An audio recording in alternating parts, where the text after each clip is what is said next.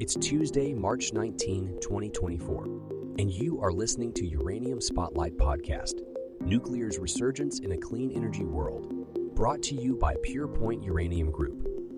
As the demand for uranium surges, the value of new discoveries grows exponentially. With continuous drilling throughout 2024 across their extensive uranium portfolio supported by uranium's largest mining companies, Purepoint's potential is clear. And now your host, Chris Frostad. This week on Uranium Spotlight, we focus on the safety concerns of nuclear reactors and the uranium mines that fuel them. Uranium prices move down further, and Kazatomprom releases their 2023 financial results. Last week, the uranium spot market witnessed a decline in activity amidst fluctuating prices, losing $6 over the week to close at $85 per pound U3O8.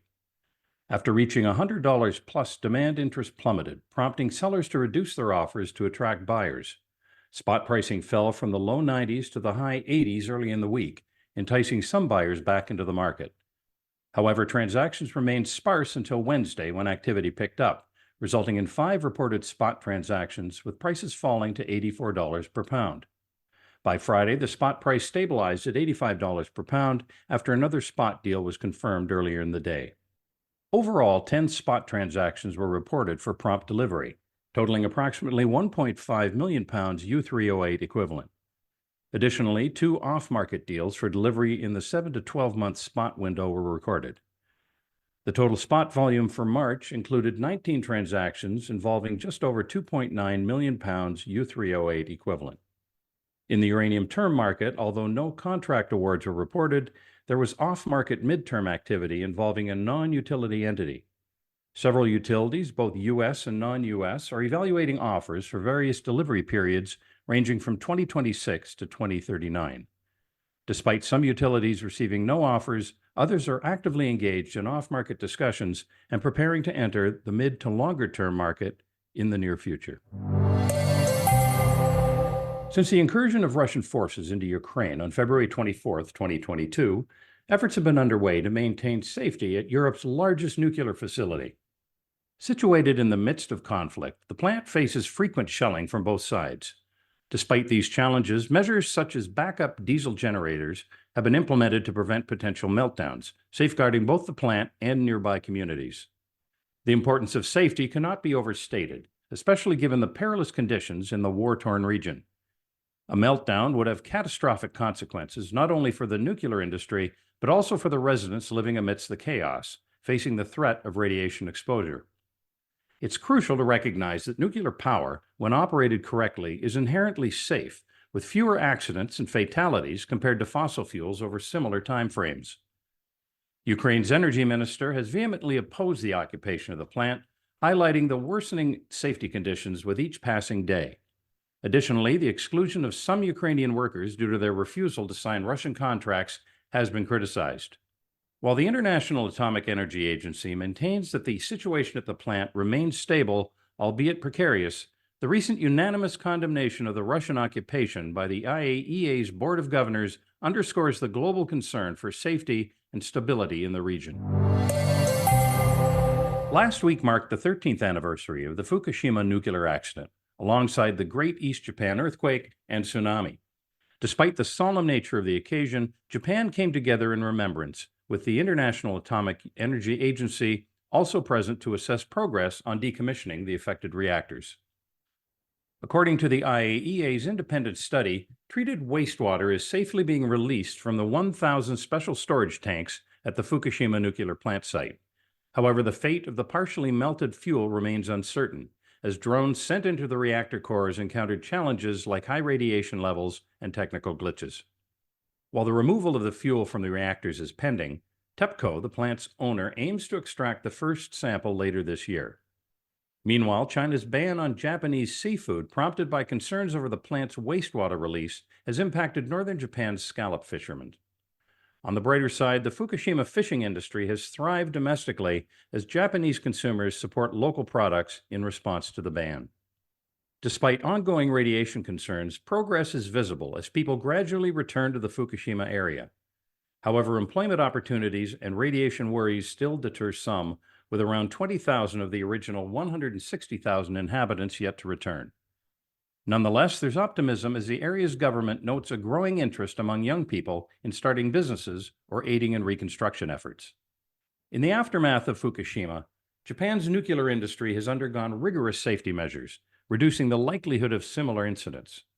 Investigations into pre-accident collusion between TEPCO and Japan's nuclear safety authorities have shed light on past shortcomings, ensuring a safer future for Japan's nuclear endeavors.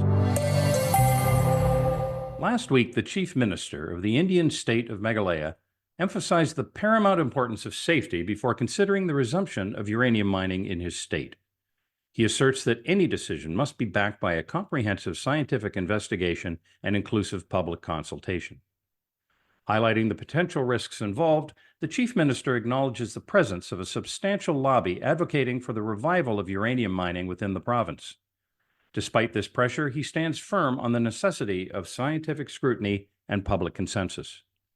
Meanwhile, in Western Australia, the opposition party has expressed intentions to reinstate uranium mining if elected in 2025, following a ban imposed in 2017.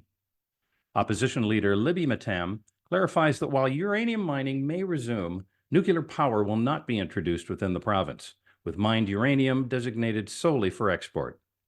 It's crucial to distinguish uranium mining from nuclear power, as emphasized by numerous experts who stress that they entail different risks. Federal opposition leader Peter Dutton has signaled plans to introduce nuclear power to Australia if victorious in the upcoming election, sparking further discussions on safety measures and regulatory frameworks. Recent events have stirred up tension between Niger and the United States. Following what was described as a diplomatic mishap, Niger's ruling junta publicly denounced all U.S. military operations within its borders. The junta's spokesperson cited disrespectful language used by U.S. representatives towards Niger's prime minister, who was installed by the junta. The catalyst for this friction was Niger's alleged deal with Iran to sell uranium.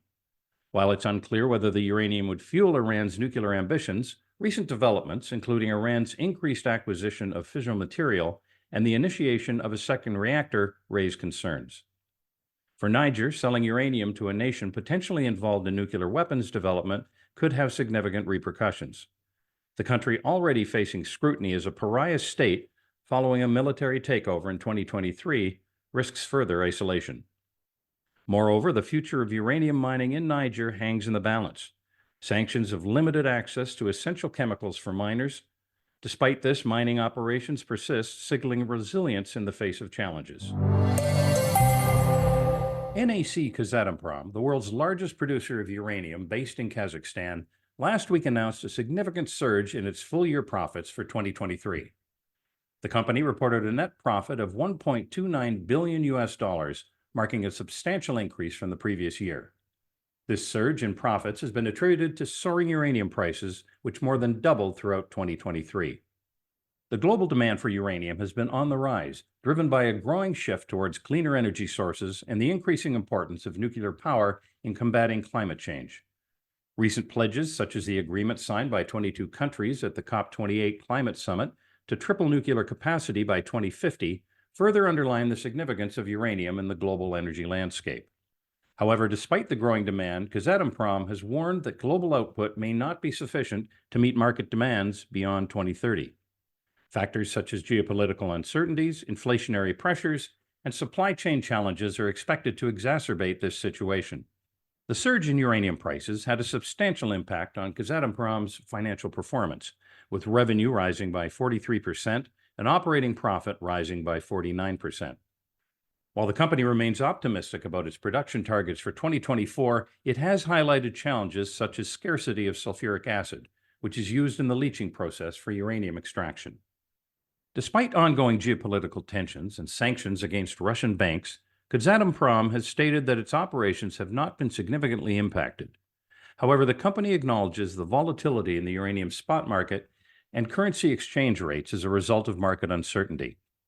As the global energy landscape continues to evolve, the future of uranium prices remains uncertain, with implications for both producers and consumers in the nuclear energy sector.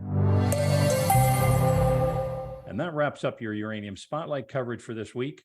For more news and events from the world of uranium, please tune in next week to Uranium Spotlight. You've been listening to Uranium Spotlight, your weekly podcast dedicated to delivering the latest news and events shaping the uranium fuel market and its critical role in the global energy landscape. Brought to you by Purepoint Uranium Group.